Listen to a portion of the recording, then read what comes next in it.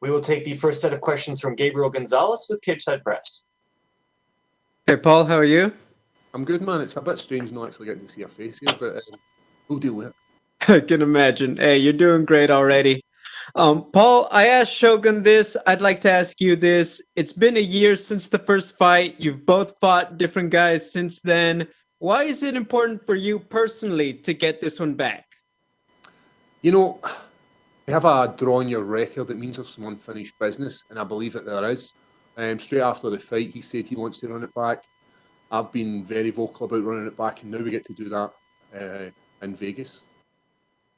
Forgive me if this is an obvious question, but did you travel from Scotland to Vegas for this fight?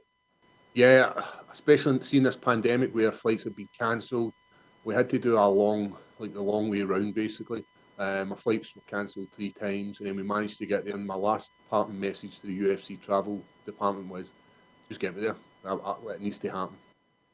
That was my question because we have heard about, closures in Europe and everything else. Can you just describe what your route to Vegas was like? I mean, you say the long way around. What does that mean? How many stops did you have to make and where? We started off obviously Glasgow to Amsterdam, had a bit of a layover in there, went to Minneapolis, and then from Minneapolis to Vegas, rather than that direct flight, which would have been lovely. But as long as we're here and we're able to have the fights able to go ahead, then I don't mind doing the traveling. Since the first fight, obviously the whole world has been changed up a little bit. Were you still able to bring in the same people and just essentially all of the same things to prepare for Shogun as you did the last time? I think we've actually had a better camp due to the lockdown. It's made us able to focus solely on professional fighters and all the guys we've got in the gym. So although the gym may have taken a hit financially through the memberships and all this kind of stuff, the fighters have flourished because they've had that one-on-one support and we've been able to construct a little bubble. So there's a very little chance of us contracting the virus. My final question, do you feel that Shogun is any different as a fighter compared to the last fight? And did you prepare for him any differently in terms of the strategy or everything else? I don't see Shogun Rua as developing as much as myself. When you've got hunger and you've got goals, I feel you develop a lot quicker. And in a year, I've came night and day with regards to conditioning. My striking skills leveled up, my jiu-jitsu skills leveled up. Everything I do is always about to improve myself. I believe that Shogun Rua has made improvements, but I don't feel he's made them as great as I have. And we'll see what happens on Saturday night with regards to if he developed massively. The last fight, I was able to take his shots. I was able to take him down. I was able to stand and strike with a striker. Like that's one of these things where you're always questioning yourself: are you able to stand and bang? Are you able to stop a Brazilian legend from passing your guard and getting into a dominant position? And I believe I'd done that in that last fight. And we'll need to see on Saturday who's the better man. Thank you, Paul. Good luck. Pleasure, thanks. We will take the next set of questions from Cote Cruz with the 4-to-Win podcast. Hello, Craig. How you doing? Hello, Paul. Can you hear me? Yeah, I can hear you absolutely fine. How are you doing? I'm doing fantastic. Thank you for your time. Well, the first fight with Shogun you took on short notice. In which degree do you think this factor affected your performance in the first fight? And how do you feel about this rematch with a proper camp under your belt? Yeah, having a full camp for any fight's a massive advantage. You spend more time drilling the positions, you spend more time developing to fight a specific opponent.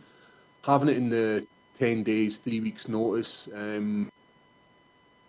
eventually the conditioning wasn't as at the high level as we possibly could have had it in. We probably didn't have drill enough positions in depth enough, but this was an opportunity and I took it, and I wouldn't have taken it if I wasn't ready, and I showed that in the night that I had something. I had that bit of lackluster. I had the exchanges against the cage. I had the ability to take him down. So although the full camp will make a massive difference because we're able to drill certain positions where we felt, myself and my coach felt that we could have done better, we're going to see a totally different fighter from what you've seen me fighting in my previous win against Anti Gulov, and the last time I drew again.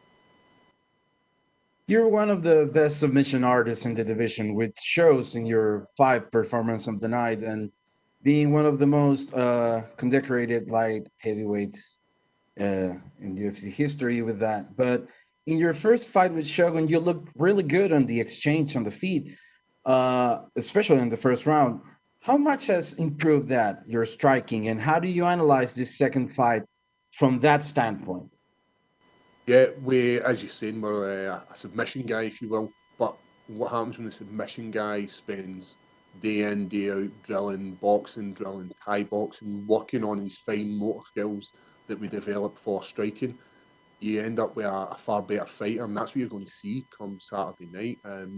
My striking is one of these areas where I've been constantly working on, as well as still adding the sort of still working on my jiu-jitsu, working on these positions that I'm really dangerous in.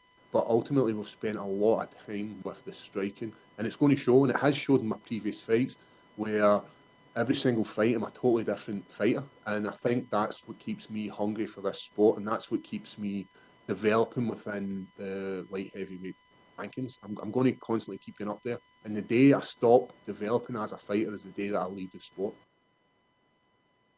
If you get past Shogun, who do you have in mind next? You know, there's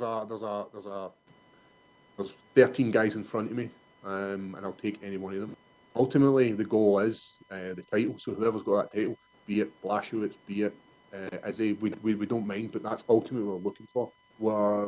We set these goals about getting into the top 15, and we've achieved it. Win against Shogun Rua would potentially put us in the top 10 mix, and then after that, it's going to be top 5 and getting a 5-round fight and working on that title. Ultimately, leading 2020, the year of the Scot. Well, Paul, best of luck in your fight. I appreciate you. I'm really looking forward to this fight. So best of luck, man. Thanks very much, man. Cheers. Thank you so much, Paul. That is all the questions we had for you, sir. Is that it? Beautiful, man. That's That was it. easy. Thank you.